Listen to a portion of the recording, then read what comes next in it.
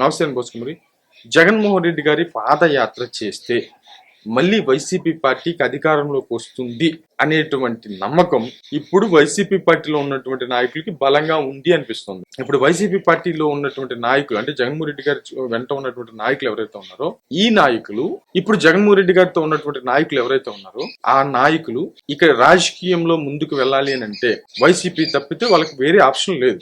ఏ party కూడా వాళ్ళని తీసుకునేటువంటి పరిస్థితులు ఉండవు. ఎందుకనంటే వాళ్ళ అధికారంలో ఉన్నటువంటి టైంలో వాళ్ళు చేసినటువంటి ఎక్స్ట్రాలు మామూలు కాదు. రాజ్యాంగ విలువలను అంటే ఎథిక్స్ పక్క పెట్టేసి విపరీతంగా రాజకీయం కోసం ఎప్పుడు నిత్యం మనమే ఉంటాము అనేటువంటి భ్రమలో చేసినటువంటి తప్పుల వల్ల అసలు వాళ్ళకి కనీసం కంప్లీట్ గా రాజకీయ భవిష్యత్తు లేకుండా పోయింది. వాళ్ళు ఇంక రాజకీయంగా ముందు కొనసాగాలి అంటే జగన్మోహన్ రెడ్డి గారి తప్ప వేరే ఆప్షన్ లేనటువంటి భయంకరమైనటువంటి పరిస్థితి. దీనికోసం జగన్మోహన్ రెడ్డి గారు మళ్ళీ పాదయాత్ర చేస్తే మనం అధికారంలోకి వస్తాము అనేటువంటి నమ్మకం అయితే మాత్రం వీళ్ళలో వచ్చింది. ఇప్పుడు పేర్ని నాని గారు కావచ్చు, రోజా గారు కావచ్చు, మిగతా నాయకులకు సంబంధించి రోజా గారు సినిమాలు కూడా చేస్తున్నారంట. సరే ఓకే, ఆమెమో రోజా గారిని చూడండి వింతగా ఉంటుంది. పవన్ కళ్యాణ్ గారు చేస్తేనేమో ఆడియో ఫంక్షన్ కి సినిమాలకి తిరుగుతుంటాడు ఆయన అని చెప్పేసి చెప్తుంటారు. మరి ఆమె పోయి మాత్రం సినిమాలు చేస్తూ ఉంటది. ఇట్లా ఉండిద్ది అనమాట వీళ్ళకి సంబంధించి. ఓకే, బట్ టాపిక్ డైవర్ట్ అవ్వద్దు, పక్కన పెడితే ఇప్పుడు జగన్మోహన్ రెడ్డి గారు పాదయాత్ర చేస్తే అర్జెంట్ గా వైసీపీ పార్టీ అధికారంలోకి వచ్చిందంట. ఇది వాళ్ళు మాట్లాడుకుంటుంది, చెప్తున్నది.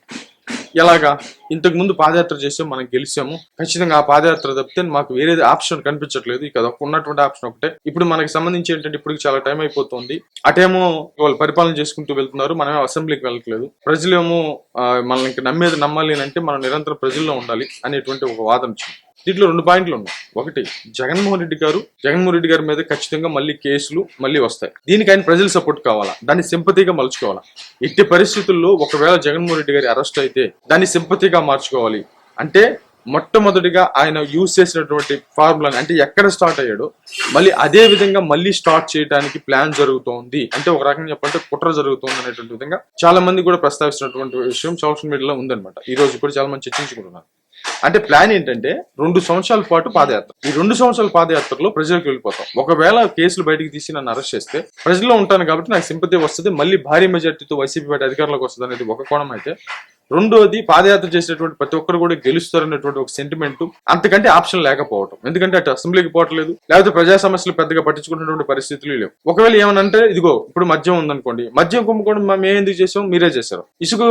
ఇసుక సంబంధించినటువంటి మాఫియా జరిగింది వైసీపీ హయాంలో అంటే లేదు మీరే ఇసుక మాఫియా చేస్తున్నారు. ఇట్లా వితండవాదం చేసుకుంటూ వెళ్తారు తప్ప అంటే ఒక రకంగా చెప్పాలంటే ఒక టాక్టికల్ గా కానీ లేకపోతే ఒక కన్స్ట్రక్టివ్ గా కానీ మరి రాజకీయం చేస్తున్నటువంటి పరిస్థితులు ఎక్కడేం కనిపించట్లేదు. ప్లస్ ఇప్పుడు వరకు కూడా ప్రతిపక్షంగా ఉండి ప్రజలు ఏమైనా విశ్వాసం తెచ్చుకున్నారంటే ఖచ్చితంగా తెచ్చుకోలేదు. ఒక సైడు అధికార పార్టీ మాత్రం అటు కూటమి ప్రభుత్వం మాత్రం అటు పవన్ కళ్యాణ్ గారు కానీ లేకపోతే చంద్రబాబు నాయుడు గారు కానీ లోకేష్ గారు కానీ తమదైన శైలిలో ముద్రలు వేసుకుంటూ ముందుకు వెళ్తున్నారు. అటు చంద్రబాబు నాయుడు గారు ఈ వయసులో కూడా విపరీతంగా కష్టపడుతున్నటువంటి పరిస్థితులు ఉన్నాయి. లోకేష్ గారు ఇప్పుడు ఆ పరిశ్రమలు తీసుకురావడంలో కానీ లేకపోతే విద్యా శాఖలో కానీ తీసుకొచ్చేటువంటి మార్పులు కానీ, ప్లస్ ఇంకా పవన్ కళ్యాణ్ గారి గురించి చెప్పే పని లేదు. టోటల్ గా అసలు ఇంతవరకు స్వతంత్ర భారతంలో ఎవరు ఏ రాజకీయ నాయకుడు చేయలేనటువంటి విధంగా మరి పవన్ కళ్యాణ్ గారు పరిపాలన చేస్తున్నటువంటి పరిస్థితులు అయితే ఉన్నాయి. అంటే ప్రభుత్వం మీద ప్రజలకు నెగిటివ్ లేదు, కానీ ఎట్టి పరిస్థితుల్లో నెగిటివ్ తీసుకొని రావాలి, మనం గెలవాలి అనేటువంటి విధంగా పాదయాత్ర అనేటువంటి ఒక కుట్ర పన్నుతున్నారు అనేటువంటి కోణంలో మాట్లాడుతున్నారు. బట్ ఇది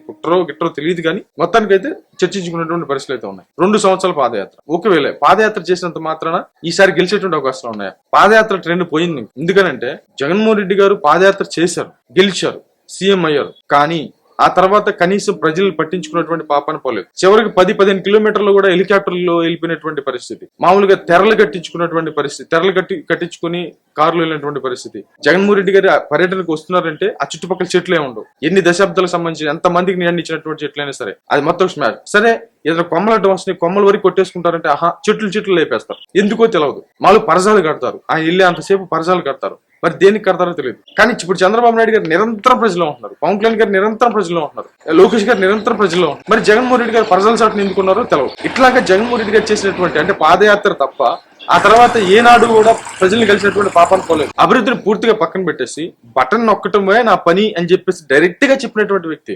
మీరు సీఎం కదా అంటే కాదు, నేను బటన్ నొక్కటం, ఏ పని అని అడగండి బటన్ నొక్కుతున్నాం కదా, నవరత్నాలు బటన్, ఇదే నా పరిపాలన అనేటువంటి డైరెక్ట్ గా బటన్ నొక్కటమే నా పని అని చెప్పేసి డైరెక్ట్ గా జగన్మోహన్ రెడ్డి గారి సీఎం గా ఉన్నటువంటి టైంలో చెప్పారు.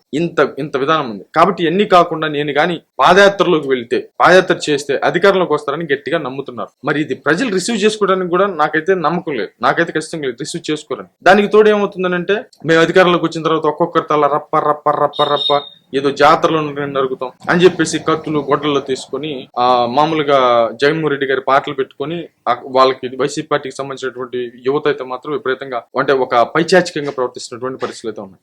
ఇవన్నీ చూసి ప్రజలు భయాందోళనకు గురవుతున్నారు. అసలు వీళ్ళు అధికారంలోకి వస్తే అంటే ఇంతకు ముందే పరిస్థితి ఎలా ఉంది, ఇక మళ్ళీ అధికారంలోకి వస్తే ఇక ఒక గొడ్డలి ప్లస్ కత్తి రెండేనా పరిపాలన చేయబోతోంది అనేటువంటి విధంగా. సరే దీన్ని ఏమైనా మార్చుకొని తప్పుల్ని తెలుసుకొని చేస్తారంటే మేము అద్భుతంగా పరిపాలించాం, మేము భయంకరంగా రాష్ట్రానికి మేలు చేసాం, అయినా మేము ఓడిపోయాం. ప్లస్ ఇదే విధంగా మళ్ళీ చెప్పుకుంటూ ముందుకు వెళ్తున్నారు తప్ప తప్పుల్ని గమనించుకొని ఇప్పుడు బహిరంగ చెప్పాల్సిన పని లేదు, అవి రిపీట్ కాకుండా చూసుకోవాలి కదా.